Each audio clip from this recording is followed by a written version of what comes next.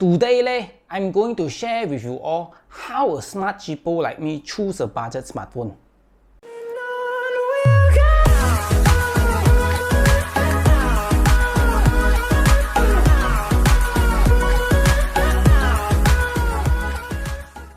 Hello everyone, welcome to my new video series, which is the Cheapo Choice.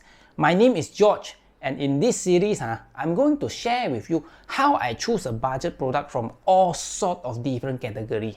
Okay, and today, I'm going to talk about budget smartphone. Okay, so there are so many smartphones today, from budget one to flagship one. So it's very hard for us to choose a proper one, right? Well, for me, a smartphone need to be smooth and does not lag when performing daily tasks. And it also need to have a full HD clear screen, have a decent camera, a headphone jack, most importantly, not like the iPhone, and the rest are just extra, by the way. So this list won't contain any iPhone . Well, you know why? Because they are just too expensive for me. Well, I'm from Malaysia, which is a country in Southeast Asia. So here, other than Singapore, all other country currency are pretty weak. So my definition of budget could be very different from the reviewer from US or Europe. Well, due to them having better, stronger currency, their flagship could be my sell my kidney to get kind of phone, and their mid-range should be my flagship, and their budget could be my mid-range. So I'm not going to choose the cheapest one. You know why? Because usually for the cheapest smartphone, their specs are usually very shit, and they can get very slow and lags a lot. So if you want to be a cheapo, be a smart cheapo, right? Those phones only suitable for those grandpa, grandma that only use their phone to send some morning wishing message or only for viewing videos. For us, we usually use our smartphone for work, to reply message, to reply email. Yeah, so we need a better phone. For price, I'm going to set it between 150 to 300 US dollar. So this is the sweet spot where you can find some very good budget phone. Next, we are going to look at the processor first, which is the brain of the smartphone. We need a good processor with good speed so that our phone can run smoothly and won't experience any lagging with daily usage. So for processor, there are two kinds. The first one is Snapdragon processor. So for Snapdragon processor, the 600 series and 700 series is good for a budget phone. And for MediaTek, their processors are usually cheaper compared to Snapdragon. I'm not very familiar with MediaTek chip because most of my phone has Snapdragon processor, but their mid-range chips are somewhere around Helio G80 series or G90 series. And I see them perform very well because I have a Redmi Pad with Helio G99 and it performs flawlessly.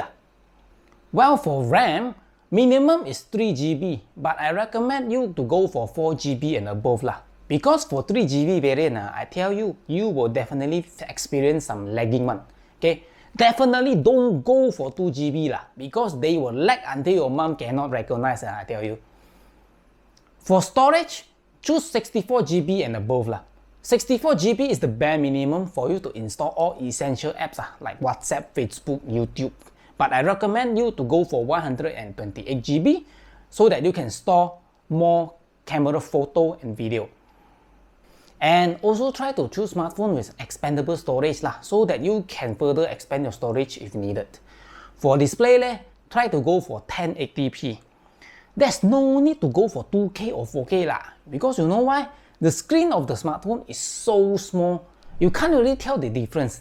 We only need 2K or 4K in bigger screen such as tablet or monitor or TV. I don't recommend you go for 720p because you can definitely see some pixelation and the display won't be as clear. For battery, I will say you need to choose minimum 4000 mAh battery. For 4000 mAh, the battery will last you at least one whole day. I will recommend you to go for fast charging also. Somewhere around 30 watt fast charging is good enough because you can get from 0 to 50 in just 30 minutes of charging. While for camera, this is usually where the budget smartphone is weak. Well, I mean they take pretty good photo and video, but you just cannot compare with flagship phone like iPhone or Google Pixel. Okay, And also those megapixel, like 40 megapixel, 100 megapixel, that is marketed by the budget phone manufacturer, they are actually not an accurate representation of the camera quality. So for me, I just choose somewhere around 40 to 60 megapixels because this is where you can get the best price. While for video recording, try to look for those that offer image stabilizations at least, so that your video won't shake like crazy when you try to record. In this case, you can still get a pretty decent image. There are also some additional features that you can look for. For example, is a headphone jack, but I think usually this one is available in all budget smartphones. I also recommend you to get smartphone with fingerprint sensor because we use our phone every day, so it will give you a smoother experience with fingerprint sensor. Now, in terms of brand, you can look for Xiaomi, Redmi, Poco, Realme, and Oppo. In US, this probably include Samsung and also OnePlus. Well, for me, I have used Xiaomi, Redmi, and Poco, and also Realme brand in the past years. So I can't say much for the other brand. The reason I choose Xiaomi is because they are the cheapest phone with pretty decent spec in terms of price-performance ratio. Okay? I personally prefer Xiaomi and their sub-brand because Xiaomi only earn 5% every time they sold their phone. Okay? For additional profit, they just got it through the built-in advertisement in the phone. Yes I talk about those annoying pop-up that you see when you use budget Xiaomi phone. But if I can get a cheaper phone, I don't mind a few advertisements at all. Compared to Apple, they earn 119% for every phone they sell, So my current phone now is Poco X3 and FC, which is a sub-brand from Xiaomi. Okay? I got this 2 years ago and it's still going strong. So if you are looking for the best budget phone in year 2023, you can check out the Redmi Note 11 series, the Poco X5 series, and also the Realme 10 series. So I hope by now you have known how to choose a budget smartphone. If you like what you are seeing, kindly hit the subscribe button and also the like button.